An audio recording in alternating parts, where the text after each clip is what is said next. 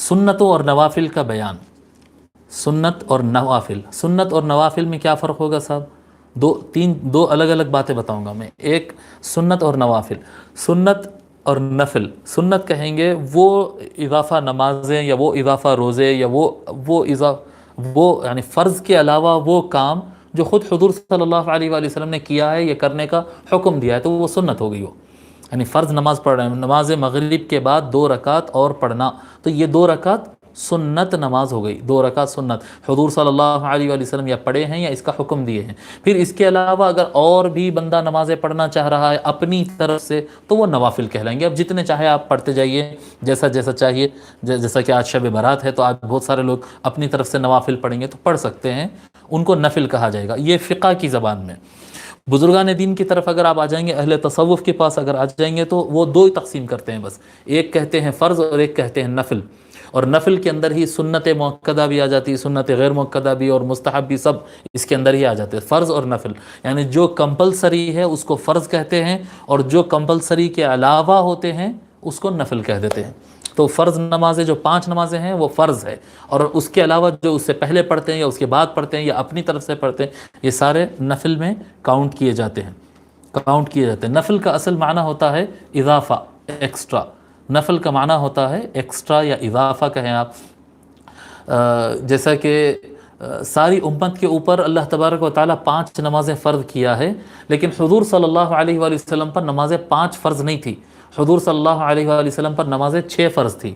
پوری امت کے لیے 5 نمازیں فرض تھی. اور اللہ تبارک و تعالیٰ سورہ اسراء 15 پارے میں فرمایا وَمِنَ اللَّيْلِ فَتَهَجَّدْ بِهِ نَافِلَةً لَكَ، اے محبوب رات کے وقت میں آپ نماز تہجد پڑھیں، یہ نماز آپ کے لیے ایکسٹرا ہے.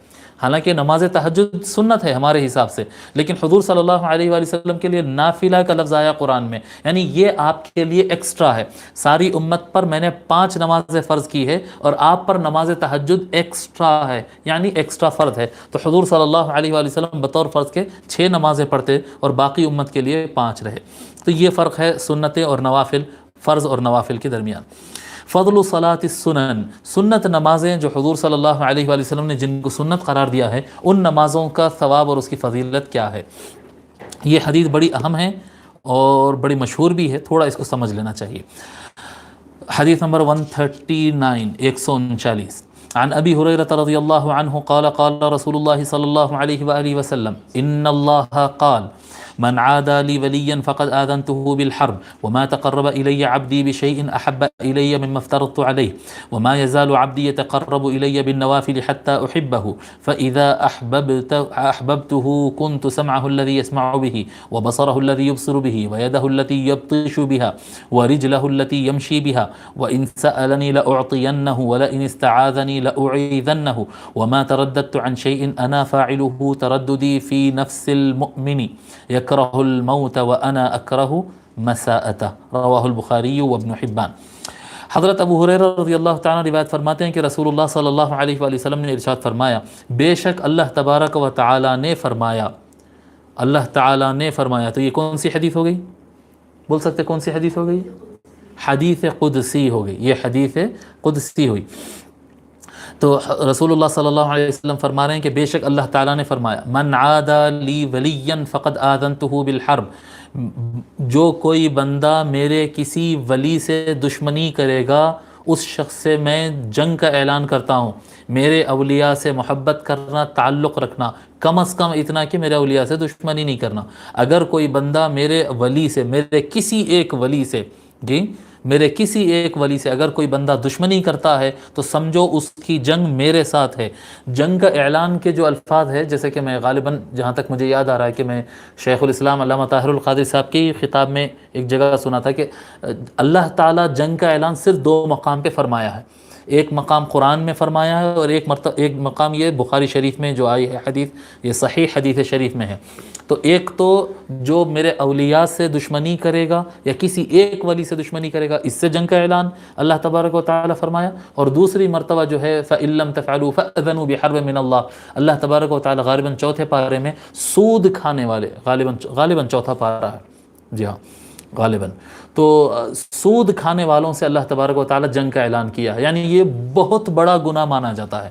سود کھانا، کیونکہ سود ایک ایسی چیز ہوتی ہے، انٹرسٹ کھانا، سود کھانا، یہ پورے سوسائٹی کو کھوکھلا کر دیتا ہے، غریب اور غریب ہو جاتا، مالدار ایک دم مالدار ہو جاتا ہے، پوری سوسائٹی کو جیسا کیا کہتے ہیں گھونس اور چوہے لگ کر کسی بلڈنگ کو کھوکھلے کر دیتی ہے، دیمک لگ کر کسی درخت کو کھوکھلا کر دیتی ہے، یہ سود اس طرح سے ہوتا ہے کہ پورے ملک کا ملک کھوکھلا ہو جاتا ہے، کام کا نہیں رہتا باقی۔ تو سود ایک سوسائٹی کو برباد کرنے والی چیز ہے، اس لیے اللہ تبارک و تعالیٰ سود کھانے والوں کے خلاف جنگ کا اعلان کیا ہے، اور اسی لیول پر پھر اللہ تبارک و تعالیٰ کسی ایک اللہ والوں میں سے، اولیاء اللہ میں سے کسی ایک ولی سے اگر کوئی بغض رکھتا ہے، کوئی دشمنی رکھتا ہے، جو ہے ان کا نام ہلکے میں لیتا ہے اور ان کو کم بتانے کی کوشش کرتا ہے، یہ جو دل کی خرابیاں ہوتی ہیں نا، جو ان کے ساتھ اگر یہ خرابیاں اگر کسی کے آ جائے تو پھر سمجھ لے کہ اس کو اللہ تعالیٰ سے جنگ کرنا ہوگا، اور اس کا بہت خطرناک انجام قیامت کے دن ہونے والا ہے۔ تو من عادى لي وليا فقد آذنته بالحرب، جو کوئی میرے کسی ولی سے دشمنی کرے گا پس میں یقیناً میں اس سے جنگ کا اعلان کرتا ہوں۔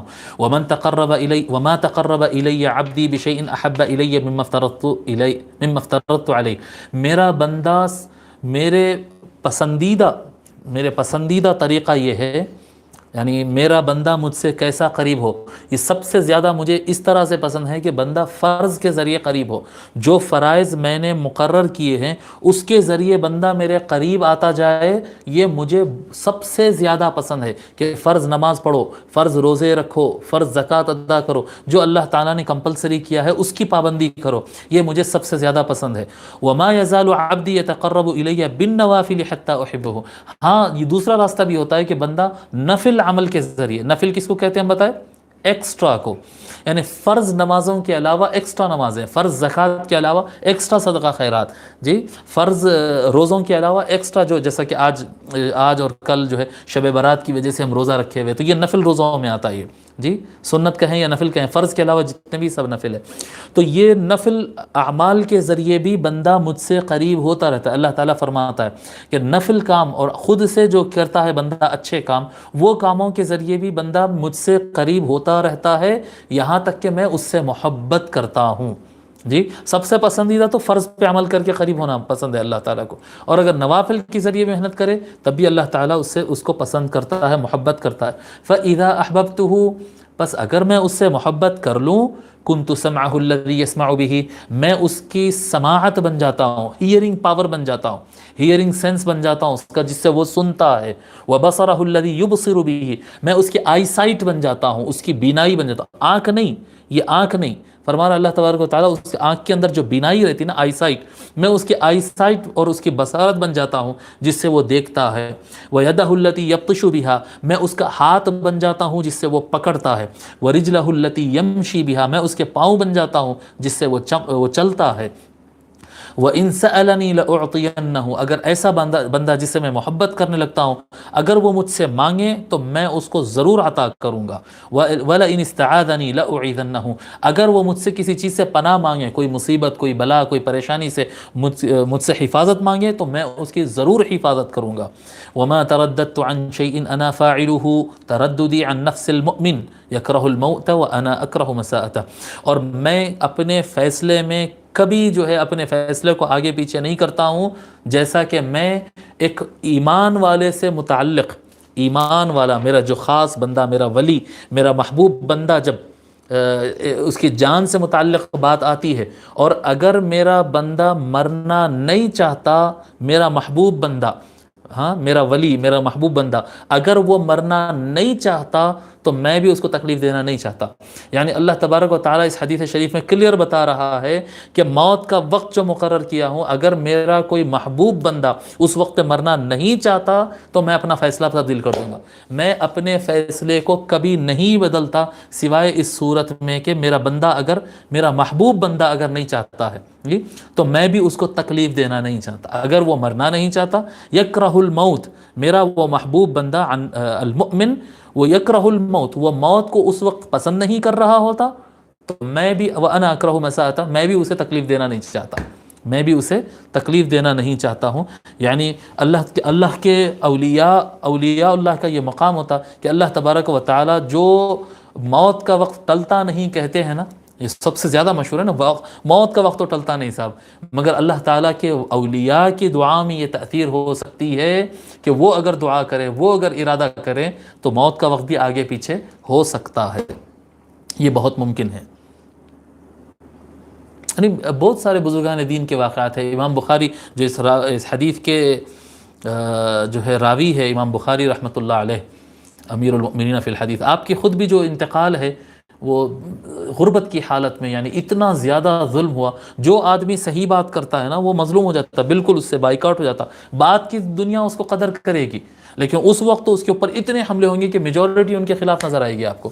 امام بخاری رحمۃ اللہ علیہ کے خلاف بھی اتنا زیادہ ظلم کیا گیا، اتنا زیادہ بائیکاٹ کیا گیا، اتنے زیادہ ان کے اوپر بدعقیدہ ہونے کے فتوے لگائے گئے، ان کے اوپر پرسنل اٹیک کیے گئے، یہاں تک کہ ان کو شہر چھوڑ دینا پڑا، گاؤں چھوڑ دینا پڑا، بیچ جنگل میں آ کے اکیلے بیٹھے ہوئے تھے، جنگل میں آ کر بیٹھے ہوئے تھے اپنے چند لوگوں کے ساتھ، اور جنگل میں بیٹھ کر وہ یعنی تنہائی کی زندگی گزارنے لگے تھے، اور ایک مرتبہ دعا کیے تھے، ربی قد ضاقت علی الارض بما رحبت فاقبضنی الیک، وہ دعا کرے کہ اے اللہ یہ تیری زمین بہت بڑی ہے لیکن مجھ پر تنگ ہو گئی، اے اللہ مجھے تیرے پاس بلا لے، اور اسی دن ان کا پھر انتقال ہو گیا، اسی دن ان کا انتقال ہو گیا۔ تو یعنی کوئی بندہ اگر جانا چاہتا ہے اور بندہ اگر کوئی رکنا چاہتا ہے تو اللہ تبارک و تعالیٰ جب وہ بندہ ولی ہوتا ہے تو اللہ تعالیٰ اس کے پسند کا خیال رکھتا ہے۔ یہ اس حدیث کو امام بخاری نے روایت کیا اور امام ابن حبان نے صحیح میں روایت کیا۔